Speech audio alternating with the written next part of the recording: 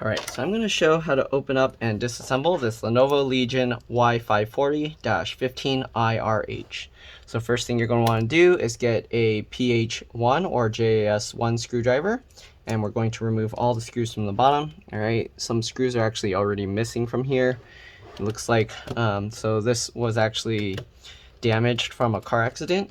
Alright, I guess the car got in a collision and then the laptop fell or something like that. Anyways, we're going to remove all these screws. Okay, you want to keep track of the screws, so I keep them in order by putting them with the flat side down on my desk in the pattern I remove them. So here you can see it's like in this rectangular pattern and then one in the middle. So you're going to want to put the screws back in that pattern. Alright, this one screw seems to be stuck, so maybe it can't be removed. I don't know. We'll leave that one there for now. Okay, it might be the thing that holds the screw in place is broken out from this plastic, because this part of the plastic, as you can see, is broken. Okay, but anyways, let's go ahead and continue removing all the screws. There's another screw missing there in the center. There's another screw missing here on the side. Alright, so keep that in mind. You want to keep all your screws in order. This one is missing a bunch of screws, but if yours has them, of course you want to put them back where you got them. Right, hopefully this video will help you guys. If it does, make sure to like, subscribe, and share my channel with others so that they can also learn how to fix their computers. I do these repairs for a living, so these are actual customer computers. They're not computers that I buy. So yeah, alright, once we get all these screws out, usually the best way to open up this kind of computer is you open up the screen, you have it up like this. I get my fingernails in the little gap here, and then I use my thumb on the back to push the cover out. You want to be careful not to do that with the trackpad though. Okay, so make sure, get in here, and then you go ahead and use your fingernails and like that. Again, you can use plastic pry tools if you want. You don't have to use fingernails, but I find that works best for me. Alright, so we got that out. Then we're going to go around the side edge, and I'm going to do the same thing while kind of pulling this cover up. I'm just getting my fingernail underneath. Then there's this edge here, which goes up over this piece, so you have to get underneath that and then pry it up there. This piece should come up too, but it looks like it cracked, so I guess it's just permanently stuck there. I'll probably remove that afterwards. Anyways, as you can see, the shell is all coming out. If we're going around the back, same thing, there's clips here, but again, there's plastic bits and pieces missing from that as well. Alright, so we're going to go ahead and continue prying this out. Okay, just like this. Once we got both this side and then the top and bottom, I don't know, whatever you want to call them, you gotta try and work this side. Same thing. Alright, this one has the same kind of clips as the other side, so we're gonna go under there as well. Right, and lift that up. There we go. Okay, so now we got the bottom cover off. Alright, normally, alright, let's lift this carefully in case there's anything attached. Nope. Okay, so there we go. We got the bottom cover off. Again, normally the whole frame around would come up as well, but this one has a bunch of broken plastic that's missing. So here we can see this screw. I think the metal that's around it is also messed up. Let's try and undo these clips so that I can take this piece out, because that's going to be kind of weird having this here. So I'm going to try and undo these clips even though it's broken. Come on.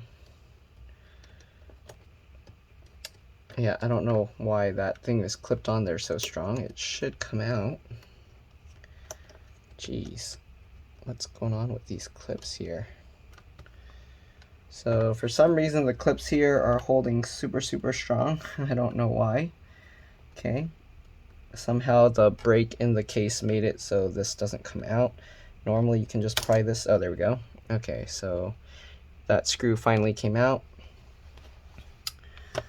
Alright, so let's set this aside. Again, this is supposed to be part of the other bottom case. So we're going to set the case stuff aside. And here you can see inside here. Alright, usually the first thing when working on the inside, if you don't know what you're doing, is to disconnect the battery and then press and hold the power button. Oh, here you can see the heatsink is also kind of bent up, kind of weird from the accident. Okay. So what I'm going to do to try and fix this, let's see if I have that, what did I do with that plastic pick tool? Okay, So because this metal piece is bent up here, you can actually see a dent in here. I'm going to use this plastic pick to get under there just to get it propped up a little, and then I'm going to try and bend this back down a little. Okay. Alright, you want to be careful because you don't want to end up breaking this pipe open, otherwise the cooling won't work right. Okay, so just going to bend that back down a little. There we go. So now it's more flat. I would also probably use some pliers there, but no. Alright, here you can see this heat piping is all dented in here. That's just because of the accident. But anyways, there's an M.2 SSD inside. Let's see what's underneath. Okay, it's a PCIe NVMe SSD. So if you want to upgrade this, it's a M.2 PCIe NVMe SSD. It has a slot for a hard drive here, but it doesn't look like they gave you the little adapter for it. So normally it will have a SATA adapter cable here, and it looks like it would plug into this connector right there. USB port is removable. There's this connector here that you can flip these little latches up and then pull these cables out. If you want to see how all these little connectors and stuff work, I have videos showing that on all the other computers, so you can watch my other videos and watch for those cable disconnects. So right now I'm just visually checking for damage because the customer said it was having some issues. Let me actually remove the battery just to show you that, because that's kind of more important in case so you don't end up damaging anything. So let's go ahead and remove these screws. Okay, again, you want to keep the screws in order. I'm going to make sure the hinge screws are tight because I don't want those to come loose while I'm working on it. Alright, seems to be, the screws seem to hold up really well. Alright, there's some black screws up here too those are kind of loose, so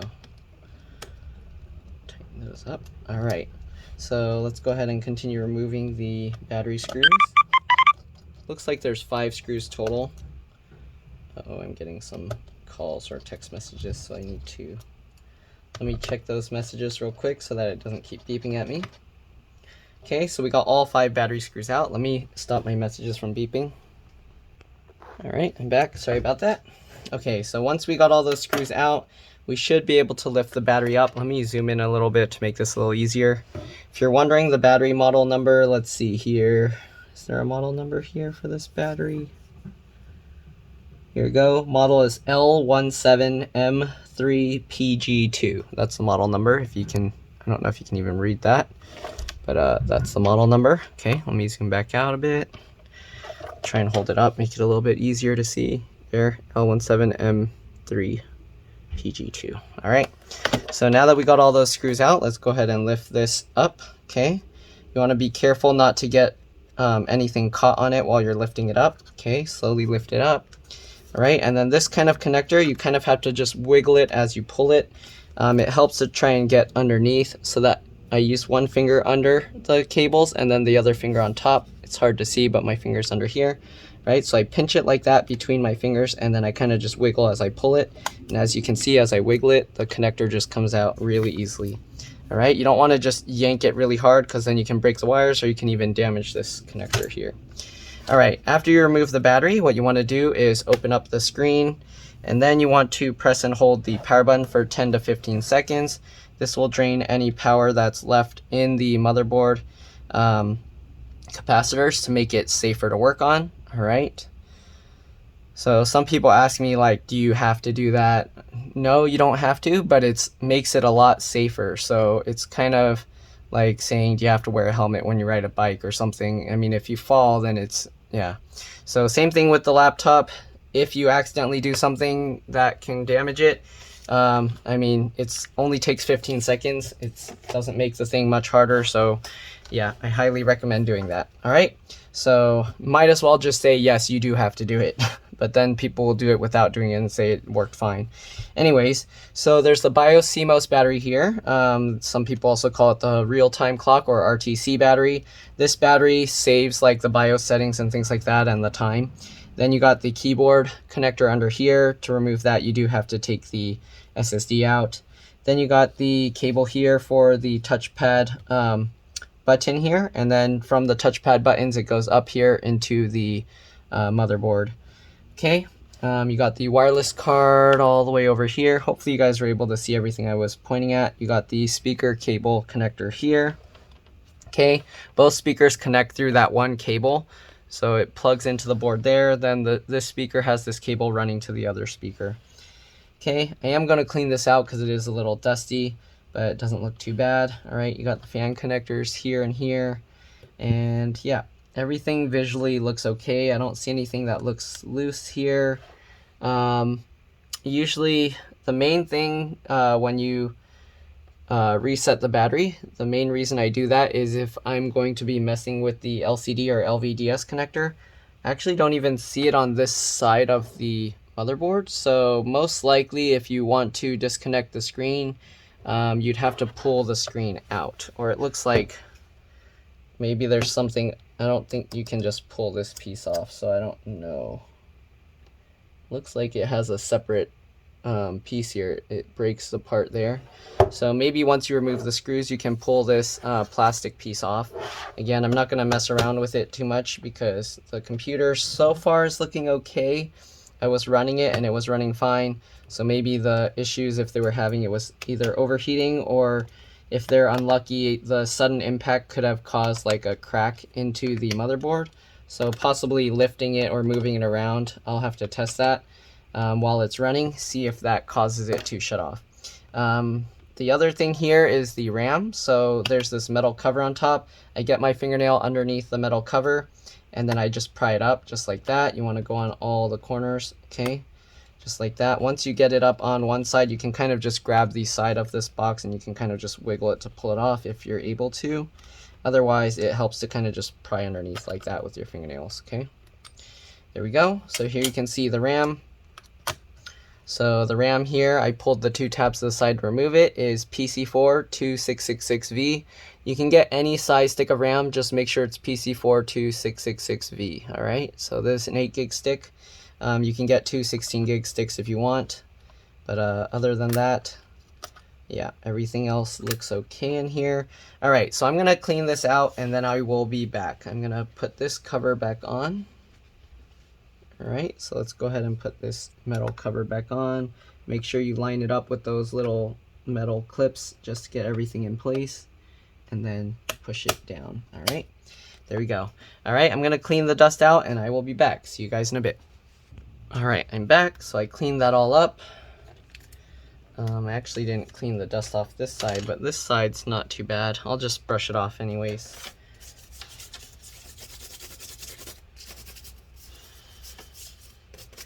Okay, so everything in here looks good now. So the main thing I think needs to be replaced is this cover. It will need a few screws as well. I'm going to again test it and then kind of move it around. Sometimes like just picking it up causes it to flex like this. Here you can see this part of the case is actually cracked as well. So hopefully I can find a replacement of this. As you can see, they also have a copper sheet here to go over the M.2 SSD for heat dissipation. But anyways, let's go ahead and put the battery back in and then just put it all back together. Right, so I like to, when I reconnect stuff, I pinch the two pieces together, okay, just like that. So that way all the force isn't just going in one direction, that it's spread, squeezing together like that. Okay, so we'll get that back in. Let's go ahead and get these screws back in place. At least for now, it seems like just the bottom plastic piece is broken. So hopefully the customer is lucky and none of the rest is damaged. Okay, let's get all these screws back in.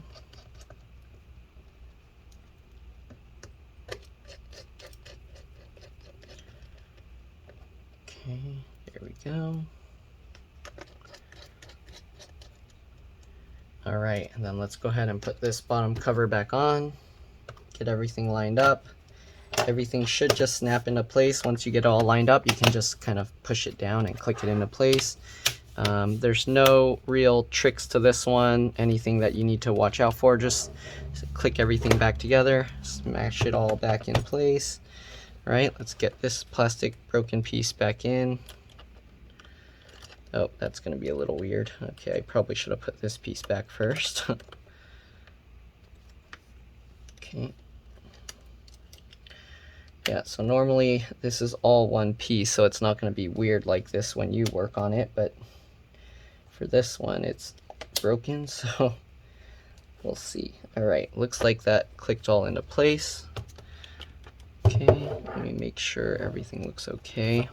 Alright, now you just put back all the screws, and that's pretty much all there is to it. Hopefully this video helped you guys again. If it did, please make sure to like and subscribe. Let's see here, this thing's not lining up right. So I have to kind of make sure everything clicks into place properly here. Alright. It's going to be more difficult for me with this broken thing. Okay, actually, I'm going to take the bottom cover off, and then I'm going to snap this piece back in first, because it's all broken weird.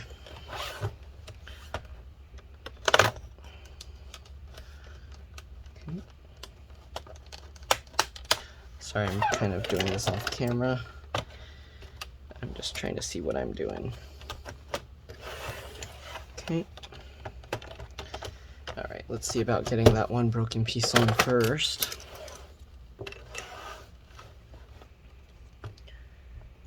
One clip there.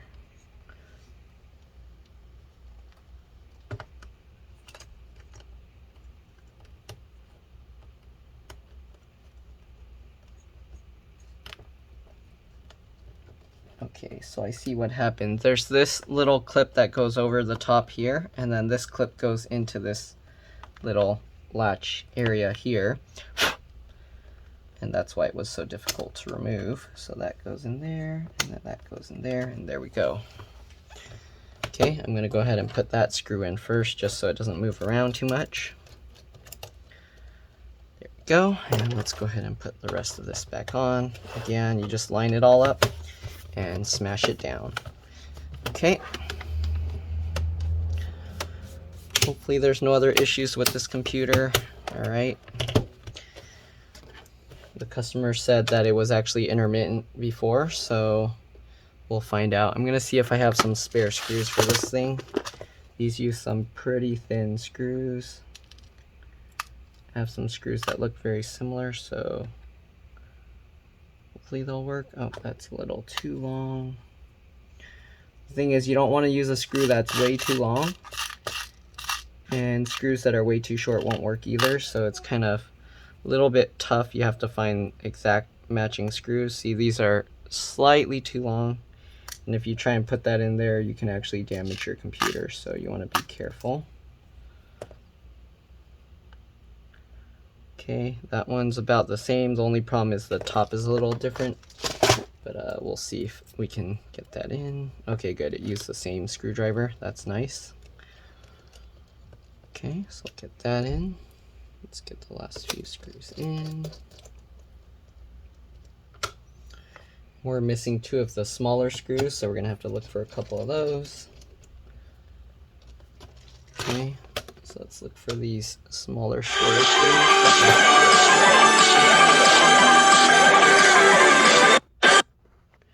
Sorry about that, got a call. I'm just gonna finish this first, so let's see if we have any small screws about this size.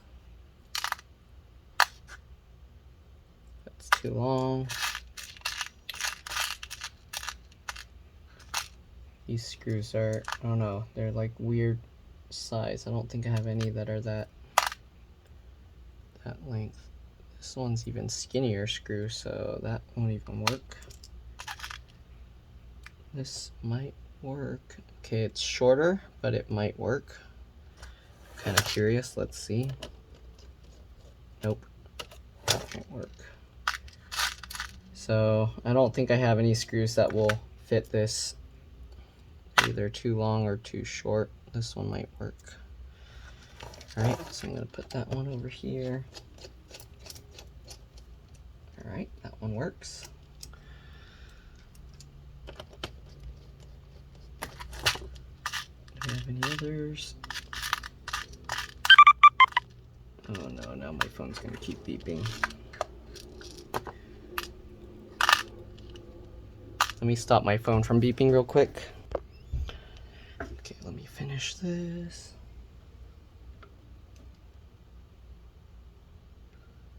Okay, found another one that should work. They're all different colors, but at least it will fit. So let's get that one in. Actually, I think that needs a longer screw. So this probably also needs a long one. Oh, that's stuck in there. Give it back. Yeah, I think that needs one of those long screws. So let me find one that's about that size. Jesus, I keep messaging. Okay, I'll find the screws later. I'm gonna put this back. That's pretty much all there is to this. Again, hopefully this video helped you. If it did, like, subscribe, share my channel with others. Thank you for watching. If it helped you save a bunch of money, please consider contributing. Every little bit helps. Even $1 is greatly appreciated. And thanks for watching again. I'll see you all in the next one. All right, let's drop this. Bye.